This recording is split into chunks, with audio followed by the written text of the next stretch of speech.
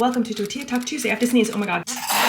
What a way to start the vlog. I'm trying to make myself look like a human being so that I can podcast because it's time to podcast with Eric. Bangs be looking weird today. I think I'm gonna do pigtails because I took a shower, my hair's still wet. It takes too long for me to dry my hair and then style it. Like, I just don't want to do that right now. So this is the fastest way to get out of my face and not have it be all like frizzy, because if I just let it air dry like during the podcast, it will look so insane and be so freaking frizzy. Tomorrow's Eric's birthday. I'm a little bit stressed about it. I have a bunch of presents for him, but like I don't have anything like big and fancy like I usually do. This week is such a busy week. I will be shocked if I get any vlogs up. So if this vlog is up, just know that you might not see another vlog this week. I don't know. This week is kind of hectic. Oh, but I want to tell you guys a secret. Okay, so I'm so excited. This isn't really a secret. It's more like it's gonna be a surprise. This is not a good look for my hair, but I don't have time to do something else. Dang it. As we all know by now, my son Flynn is obsessed with cuttlefish. It's his dream to see a cuttlefish in person someday. Like, that's all he wants to do. Like, he just is desperate to see a cuttlefish in person. So like a few weeks ago or a month ago or something, I called around to like every aquarium within driving distance from us. I even called aquariums that were a short flight away. Like, I was calling everywhere to see if they had cuttlefish. And the only place that I could find that had them was in San Francisco. I had to move, you guys. My camera was having a hard time adjusting to the lighting over there. It still kind of is. I don't know what's going on. Who cares? There's a place in San Francisco called the California Academy of Science. I went with Eric when we went up to see Chapel Rome. They had little dwarf cuttlefish. They were very cute, but we haven't had a chance to take Flynn up there. It's a very long drive from where we live, so it just hasn't made sense to go up. However, Flynn came home from school the other day and said, oh, my friend said that he saw a cuttlefish at the Long Beach Aquarium. The Long Beach Aquarium is not that far from us, but I called the Long Beach Aquarium like a month ago or something, and it was super tragic actually, because I was with Flynn and we called to see if they had cuttlefish, because on the website it said they did, but it also said they didn't, so it was very confusing. I called them and I was with Flynn and I said, hello, I'm just curious if you guys have cuttlefish there. And the woman said, yes, we do. Please hold. And then she put us on hold, and Flynn and I were like screaming with joy. Like, we were so excited and so happy. We couldn't believe it because the Long Beach Aquarium was so close and like we knew we'd be able to go. It was during the summer, so like he didn't have school or anything, so we could have just gone in any day and gone to the aquarium. She comes back from putting us on hold and goes,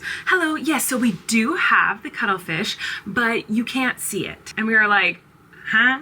Basically, they had cuttlefish there that I think were once able to be viewed by the public, but then they took the cuttlefish back and they were doing research on the cuttlefish or something like that, is what she explained, kind of, sort of. So they had cuttlefish there at the Long Beach Aquarium, but no one was allowed to see them except for the people doing the research on them. So Flynn was devastated because he got his hopes up and then it didn't work out. So that was a bummer. So when he said that his friend from school saw cuttlefish, I was like, I know they used to have cuttlefish there, but they don't anymore. Remember when we called? And he's like, no, he said he just went. And Flynn has not a great concept of time, similar to me. Saying that someone just went somewhere could mean yesterday and it could mean 3 years ago. And saying something happened a really long time ago could mean last week, but it could also mean 10 years ago. So like, we're not good at talking about time frames, and he got that from me. So anyway, when he said his friend just went, I was like, sure, buddy. We just called the aquarium a few weeks ago and they did not have cuttlefish. By the way, I asked the woman at the Long Beach Aquarium, do you know when they will be able to be viewed by the public again? And she said, no, probably not for a while. We have no plans of that. Well, Flynn has no idea, but we've called the Long Beach Aquarium and it seems as though they do have cuttlefish on display for the public right now, which means I have to take Flynn. But what that also means is that I might pull him out of school. I know, bad mom, bad parenting, but I might pull him out of school for a day to go do it, because the weekends are really jam-packed, crowded at the aquariums, and no one in our family does well in crowds. Eric and I both get really, really anxious, and Flynn gets overstimulated, and the twins hate it. Maisie especially. Maisie is like, no way, don't put her in a crowd. She has a heart attack. So I'd like to go on a weekday when it's not as crowded. Obviously Flynn has school, so we have to find a day that he can miss with school, which is tricky. So we're gonna have to talk to teachers and figure out what's a good day for him to skip out on school so that he can go have a learning day at an aquarium. You can judge me all you want pulling my son out of school. However, one of my fondest memories as a kid is when my parents would wake me up and they would say, get dressed.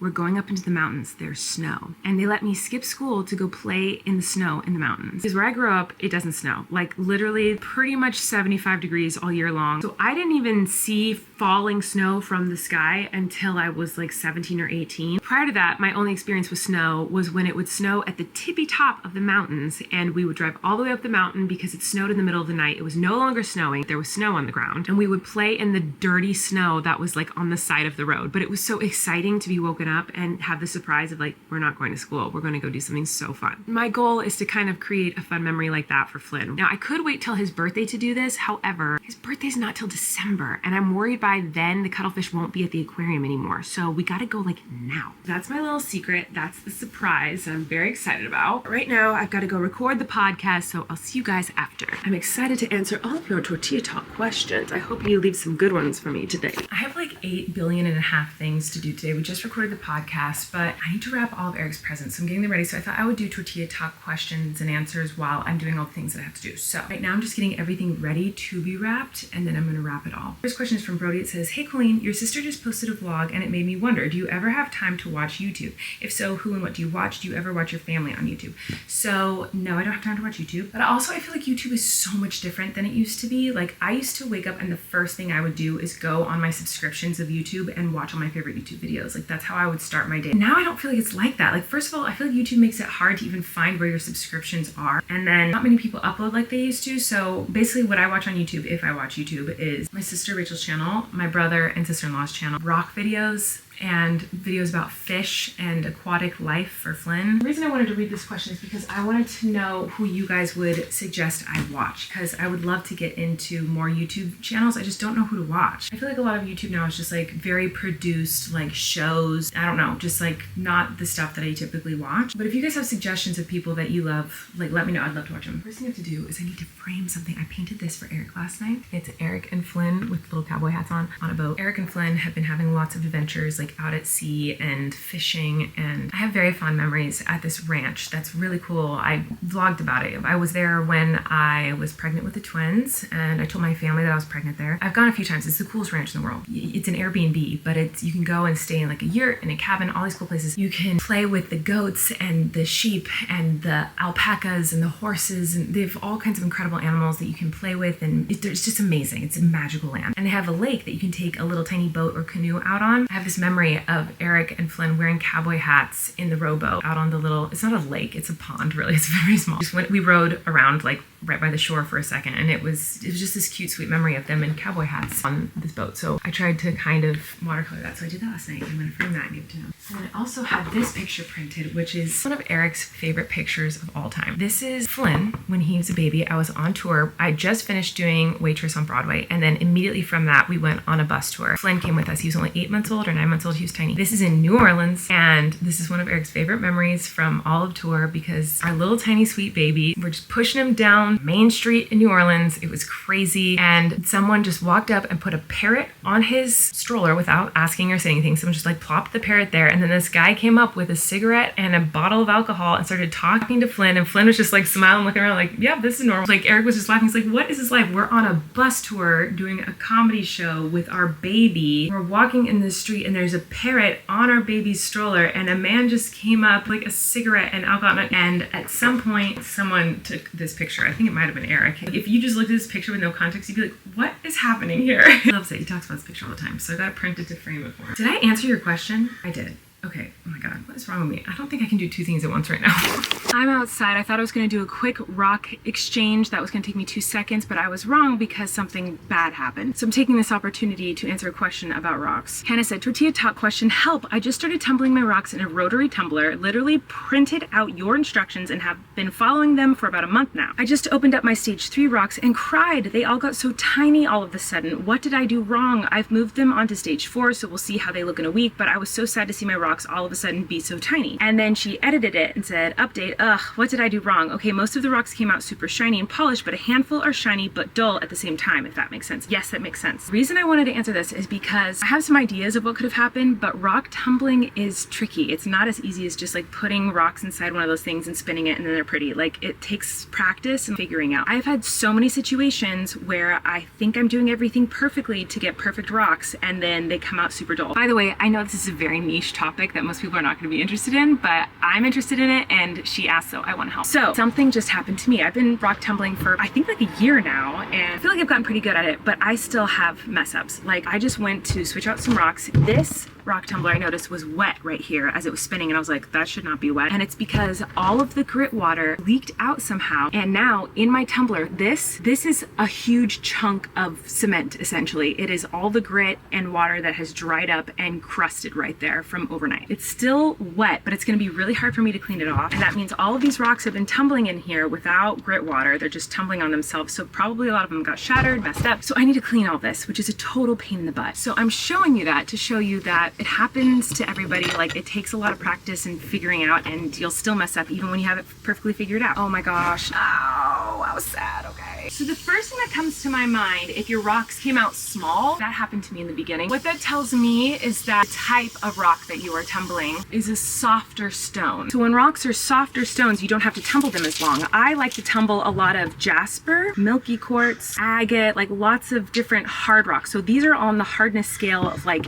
8, 7, 8. Except for the sodalite that I'm tumbling, this is softer. So this tumbles a lot faster. So I really only need to tumble these in stage 1 and 2 for like 4, 5 days, whereas the rest of them could take months to tumble properly. Oh no, my rocks started crushing in there now. What I think happened is that you have probably some softer stones in there, maybe some obsidian, maybe sodalite, maybe fluorite. I don't know. There's a lot of soft stones, especially the stones that come with the kits. Like if you're using the rocks that came with the rotary kit, those are all like very different hardness levels. So they really shouldn't be tumbled together in most cases, unless you're checking on them constantly and making sure they're not shrinking too much. So I have sodalite in here, so I'm checking on this a lot because the sodalite's going to be ready way faster than the jasper is. I'm also very curious what kind of grit you're using. If you're using the grit that came with the tumbler, it's not the best grit, and stage 3 and stage 4 grit usually doesn't really grind down rocks very much. That's mostly just the pre-polish and the polish. So that's what's going to make your rock shiny, is stage 3 and stage 4. Oh my god, this is cemented in here. I don't know how I'm gonna get this off. Oh my god. So make sure that you're using good grit is what I'm trying to say. Oh, I think there's grit inside of it. No, that's so bad because that means the grit's going to dry into cement and this isn't going to work anymore. I'm gonna have to open, oh yeah, oh no, I'm gonna have to open this up. Dang, that sucks. I gotta go. But I would say look up all the different types of rocks that there are. And then whenever you figure out what kind of stones you're tumbling, then you can look up tutorials on how to tumble that particular type of stone. And then you'll know how many days you're supposed to be tumbling them and blah, blah, blah like that. And then as far as why some stones are shiny and some are not, that took me a long time to figure out. It's really important to wash them in between each stage. It's also important just to know what kind of rocks there are, because some rocks will just like crumble and kind of turn into dirt. And then that will make it so that none of your rocks are shiny. Okay, I've got to go deal with my rock tumbler mess. I'll see you guys later. We just got home from the beach. Can you tell from my bangs? Like just the craziest beach bangs in the world. Even my braids are like, how can I curl? Ah! It's just trying to curl so hard. This is the joys of having curly hair and going to the beach. So anyway, I will show you the footage of us at the beach tomorrow because there's a lot of footage and it was super fun. I think it's gonna take me a while to edit, and I'm trying to make this a Tortilla Talk Tuesday with not a lot of editing. So you'll see that tomorrow or whenever I post a vlog next. But I do want to answer some of your questions. So I'm just gonna answer a few here tonight because I already answered a couple earlier today. Monica asks, does Eric still like sea glass? Yes, he does, but also no, he doesn't. He loves sea glass. He loves searching for sea glass, but there really is like seasons for going sea glass hunting and rock hunting and stuff. Like the fall and winter is the time to go. The tides are the lowest. It's when the beaches aren't busy. The weather's good because it's not like super, super hot, so you're not uncomfortable looking for stuff. So sea glassing right now and rock hunting right now, there's not a lot of stuff, but we're getting into fall. So pretty soon there's gonna be some good low tides and stuff, and maybe he'll get back into it. But once the weather changed and the tides changed, he just kind of lost interest in it completely. Part of me thinks he'll get back into it, but part of me also thinks it might have just been a hyperfixation that he did for a few months and now he's over it. Who knows? Okay, I get this question a lot. Elo Bag said, Colleen, I'm so curious. Why do you have the fish tank video playing on all your TVs all the time? Is it just for the cats? Also, do you ever turn your TV off? Just curious, love you. My TV's currently off, by the way. See, my TV's right over there and it is off. So I don't leave it on all the time, but it's on pretty often. And that is because for some reason, the remote to this television in my office controls the TV completely, except it won't turn the volume up and down and it won't turn it on and off. So that means if you want to turn off the TV, you have to reach your hand behind the television and find the buttons, and then you have to push a button and like feel around and then like use a knob to move it around. It's like kind of a pain in the butt to turn off. So most times I'll just turn off the show that I'm watching and have it on the home screen, and then the automatic screensaver for some reason is those fish. I didn't choose it. I wouldn't know how to change it even if I could. So for some reason that screensaver is fish, and I'm sorry if it bothers you, but the cats do love it. Abby said, Tortita question, hey Hey Colleen, I'm 10 weeks pregnant and my nausea, congratulations, and my nausea and anxiety is at its peak. Any advice? I'm on some meds for it, but it's really tough to find things to look forward to and it's hard to get through each day. I've also tried the pregnancy bands and those helped in the beginning, but now it's past that. Thank you for posting every week. Videos help distract me a ton when not a lot can. I'm not a doctor. I don't know what I'm talking about, but I can tell you my experience. I did try the bands and they did nothing for me. I also tried, there's like lollipops. Oh my gosh, what are those called? Pruggy Pops or something like that. And they're just basically like a ginger lemon flavored thing. And sometimes those helped my nausea and sometimes they made me more nauseous. Literal only thing that helped me was Zofran. My doctor prescribed me Zofran because my nausea was so bad with the twins. And so she prescribed that for me and that worked really, really well for me. It didn't take the nausea away, but it made it bearable. And then the other thing that is a good tip that everyone says to do, but it's really hard to do, is to never let yourself get hungry. And I know that's really hard when you're nauseous because everything sounds like it will make you puke if you put it near your face. So I had a few like safe foods that I felt like I could eat kind of at any time that didn't make me too nauseous. And they were chewy chocolate chip granola bars, which is so random. And I had Ritz peanut butter crackers. That was my other thing. So I kept them by my bed so that even if I woke up in the middle of the night because of like pain or whatever, I would just eat even just a bite of something that if I didn't feel like I was gonna vomit, if I felt like I could handle it, I always, if I was able to, taking a bite of something just so that my stomach was never completely empty. Because if my stomach ever got completely empty, that's when I would throw up. Sometimes nothing helps. Sometimes it's just gonna happen and it sucks. I'm so sorry. And let me just say, if you've never been pregnant or if you've never experienced pregnancy nausea, it is nothing like regular nausea. It is nothing like it. At least for me. I can't speak for everyone, I guess, but from my experience, pregnancy nausea, it's like one of the worst feelings in the world. It is so horrible because it doesn't feel like, oh, my tummy hurts and I need to throw up. I mean, that happens too, but like, it's like a whole body nausea. Like my whole body felt like nauseous. It was like this weirdest, grossest feeling. Oh, pregnancy nausea is the worst. Oh, it's so horrible. I'm so sorry. But for most people, it does end after 12 to 14-ish weeks. For me, with Flynn, after 16 weeks, it got a little bit better, but with the twins, it kind of was just always there. But for most people, it goes away after the first trimester. So you're almost done with the first trimester and hopefully done with the nausea, hopefully. Cheshire Cat Swifty said, I feel like I've answered one of your questions before, but anyway, I feel like we need a Swifty check-in. Now that you've had time with Tortured Poets Department, have any of your favorites changed from your first listen reactions? What's your current fave on repeat? Okay, this is a tough one because I'm still a diehard obsessed Swiftie, like super Swiftie. However, I haven't been listening to Taylor Swift as much as I used to. I've been listening to more Chapel Roan and Sabrina Carpenter just because Sabrina's album just came out and I was gonna go see Chapel. So those have been the things that I've been listening to and like musical theater. So I haven't been listening as much as I was. However, I do still listen on occasion. I will say that still my albums, my ranking of her albums, and people are gonna come for me for this and I'm so sorry, Swifties, but for me, if I had to rank my top 3 Taylor Swift albums, Midnights would be number 1. I'm sorry. Folklore would be number 2. I'm sorry. And then Tortured Poets Department. But I don't know. Sometimes like Evermore creeps up a little bit. But I still love Tortured Poets Department. And I mean, it is close. Like the rankings are close. It's not like I like love one more than all the rest. It's just kind of like, it's a very close call. But if I was like, I want to listen to Taylor Swift right now, I probably wouldn't put on Tortured Poets Department first. I would probably put on Midnights or actually I'd probably put on Folklore first, to be honest. If I had to say what my favorites were on the album, they'd still would kind of remain the same. Who's Afraid of Little Old Me will always be my favorite. I Can Do It With a Broken Heart is obviously amazing. Black Dog.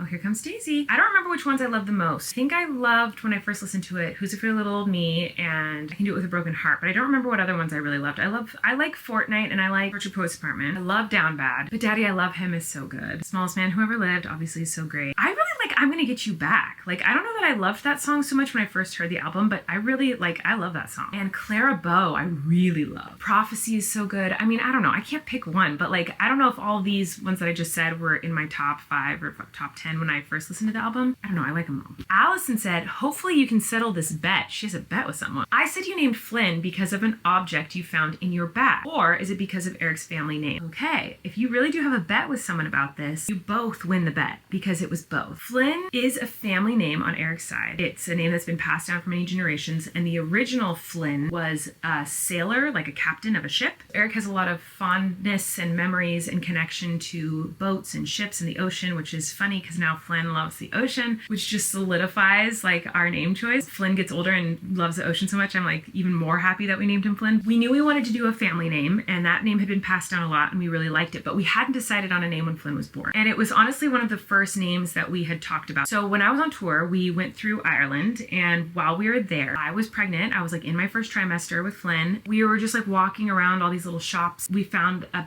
pin that was like the family crest of the name Flynn, and we bought it because we're like, oh my gosh, that's so cool. Like, that's your family name, and that was the name we were considering for Flynn, but we weren't sure yet. But we just loved that it was a family name from him, and Eric's Irish, so we're like, let's get it. So we got it, and I put it in my bag, forgot about it, and then got to the hospital, and I had Flynn. He came earlier than we thought he was going to come, so we did not have a name picked out. We were pretty sure we were going to name him Flynn, but we weren't positive. There were a few other names we kind of liked, and we're like, this is such a big decision. Like, what if we end up liking another name more? But because my water broke earlier than we thought, and we were not ready to go to the hospital, we didn't have a bag packed to go to the hospital. So I just threw a bunch of stuff in my bag, or maybe Eric did. I don't even know who did it, but someone threw a bunch of stuff in my bag. We rushed to the hospital, so that bag did not get cleaned out. A couple days after Flynn was born, I reached into my bag to grab something, and I pulled out the pin that said Flynn on it. I'd completely forgotten about it, hadn't even looked at it since we bought it. And when I saw that, I felt like it was a sign. I was like, oh my gosh, we have to name him Flynn. And so then we named him Flynn. So it was kind of a combination of both. It was a family name that we really wanted to name him, but then like the pin was what made us go, okay, yes, we definitely have to name him this. Oh my gosh, look at this muffin. Can you see her?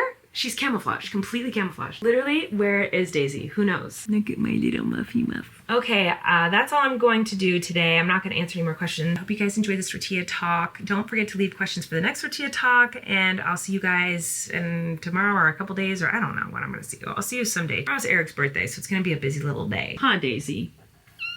Love you guys, thanks for watching, goodbye!